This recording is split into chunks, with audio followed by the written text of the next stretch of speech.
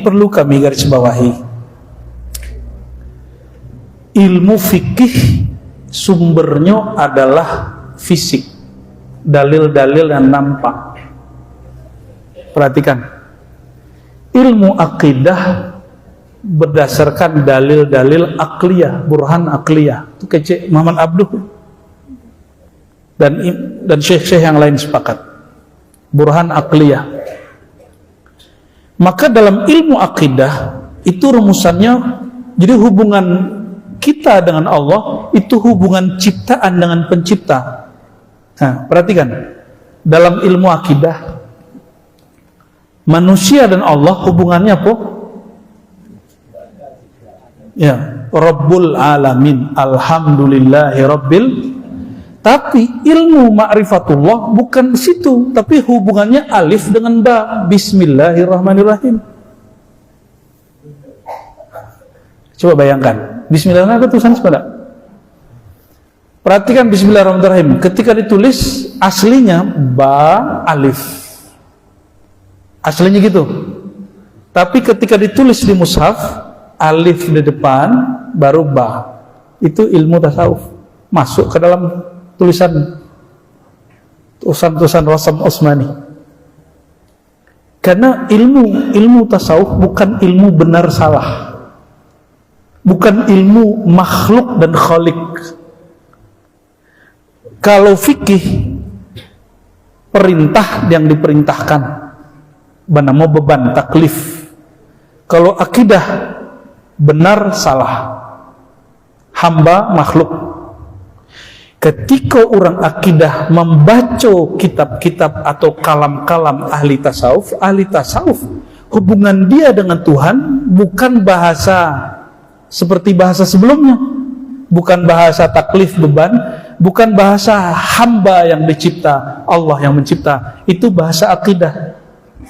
Hubungan mereka hubungan mahabbah. Karena hubungan antara sufi dengan Tuhannya diistilahkan dengan cinta, maka istilah cinta ini tidak dipahami oleh kelompok yang pertama dan kedua. Sehingga kelompok pertama dan kedua saat membaca buku Imam Al-Jili ini Imam Ahlussunnah, tapi ahli tasawuf. Dalam bab cinta, tiadalah hamba kecuali tajalli zat yang maha kuasa. Tiadalah Muhammad kecuali Muhammad itu hakikatnya diwujudkan oleh Sang Maha Wujud. Maka wujudnya Sang Muhammad adalah limpahan dari wujud Sang Maha Wujud. Jadi dihubungkan begitu. Maka tiadalah wujud Muhammad kecuali wujudnya Allah. Begitu mereka membahasakannya. Tapi bahasa ini berbahaya. Jadi bahasa yang tepat apa?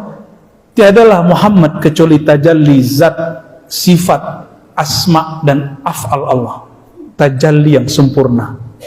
Kata tajalli itu dihilangkan dalam ilmu balaghah. Anta syamsun, aslinya anta ka syamsin, engkau seperti matahari. Tapi ini langsung engkaulah sang matahari. Begitu. Kul huwa, katakanlah huwa, dia itu Allah bertajalli kepada Muhammad. Itu yang pas. Namun istilah tajalli tidak ada dalam akidah, tidak ada dalam kitab fikih. Maka ustadz-ustadz dari Jawa menilai salah satu guru mursyid anak dari Abuya Syekh Mudawali keliru karena menukil dari Syekh Al-Imam Al-Jili. Padahal ini babnya beda. Babnya berbeda. Tapi sepakat urusan tuan-tuan. Ambo tidak boleh masuk. Ya, itulah penjelasannya. Coba perhatikan tadi. Itu bab akidah enggak? Hadis qudsi Sahih Bukhari. Fa idza ahbabtuhu, jika aku telah mencintai si hambaku, kuntu samahu alladhi yasma'u bi. Siapakah hamba di situ? Nabi Muhammad sallallahu alaihi wasallam. Akulah yang menjadi pendengarannya, bukan dia lagi yang mendengar, aku yang mendengar. Maka tiadalah dia kecuali aku, kan begitu bahasa hakikatnya.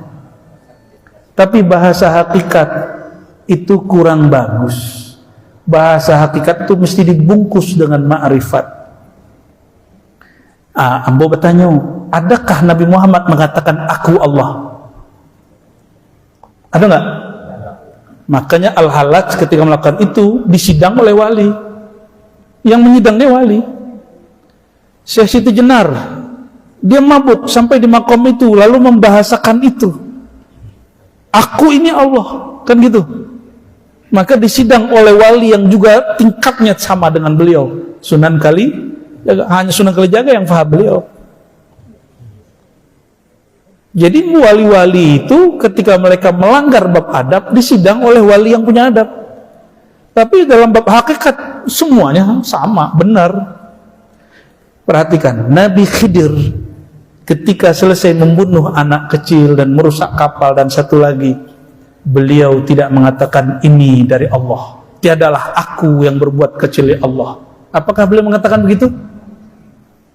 Itu disebut al-adab al-Muhammadi.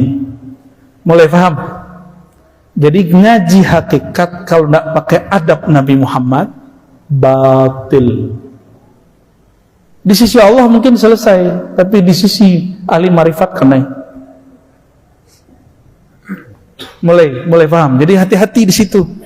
Jadi adab, apa adab Nabi Muhammad? Adab Nabi Muhammad itu adab kehambaan. Adab kehinaan, merasa diri hina.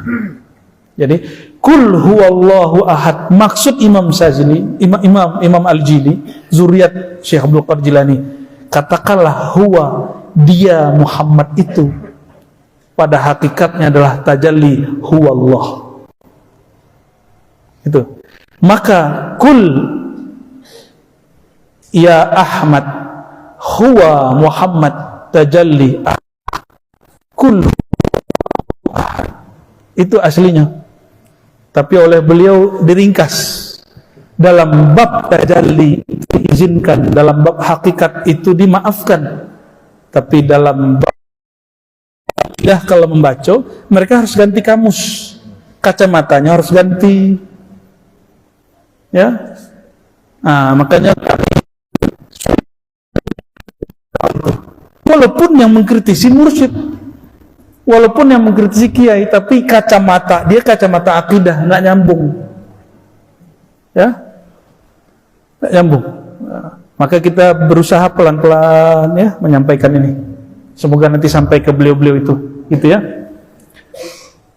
Bapak boleh sepakat, boleh tidak, tapi kira-kira begitulah standarnya. Kalau tidak paham jo, baca kitab Martabat 7, ya, jelas di situ. Martabat 7 itu yang 9 halaman. Hanya 9 halaman, tapi coba baca. Bauban kali. Ya.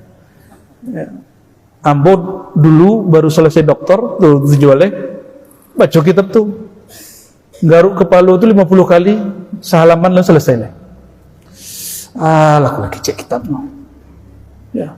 Padahal wak garuk kopiah.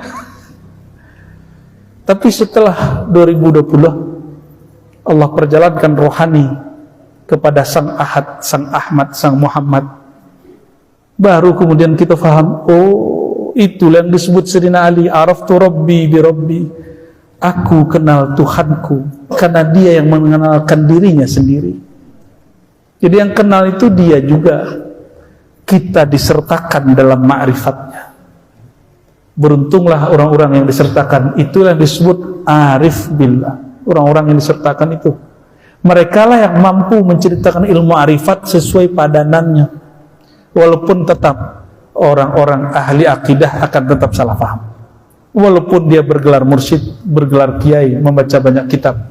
Ya, barangkali itu Bapak Ibu. Ya, pertanyaan orang Taih baru koyo asli pertanyaan orang tarekat. Ya, mantap. Ya, semoga semua yang hadir diberkahi oleh Allah Subhanahu wa taala. Kalau ada salah kurang dari kami, mohon dimaafkan.